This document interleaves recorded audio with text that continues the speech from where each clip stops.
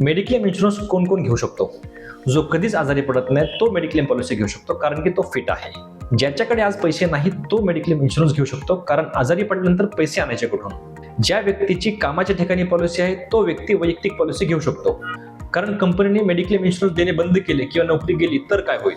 जी व्यक्ती एकुलती एक आहे तो त्याच्या आईवडिलांसाठी इन्शुरन्स घेऊ शकतो, कारण जबाबदारी एकट्यावर आहे.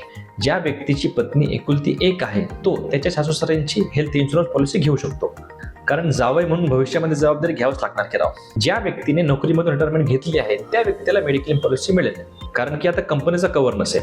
जी व्यक्ती म्हणते मला मेडिक्लेमची गरज नाही त्या व्यक्तीला मेडिक्लेम पॉलिसी मिळेल, कारण पैसे वायाच गेले पाहिजेत. जे लोक म्हणतात की मेडिक्लेम इन्शुरन्स महाग आहे त्या प्रत्येकाला मेडिक्लेम पॉलिसी मिळेल, कारण आता जीएसटी शून्य झालेला आहे. ज्या व्यक्तीला वाटते माझ्याकडे चिक्कार पैसा आहे त्या व्यक्तीला मेडिक्लेम पॉलिसी घेता येईल, कारण त्याची बचत टिकून राहावी म्हणून. मित्रांनो, यापैकी कोणत्या प्रकारात तुम्ही येतात ते एकदा चेक करून घ्या, कारण जी व्यक्ती सतत आजारी पडते, ज्याची मोठ्या आजाराची ट्रीटमेंट चालू आहे किंवा मोठ्या अपघातून गेलेल्या व्यक्तीला मेडिक्लेम इन्शुरन्स शक्यतो मिळत नाही.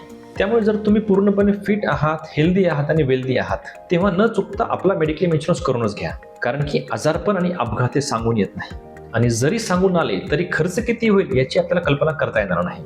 मेडिक्लेम इन्शुरन्सच्या अधिक माहितीसाठी दिलेल्या नंबरला कॉल करा.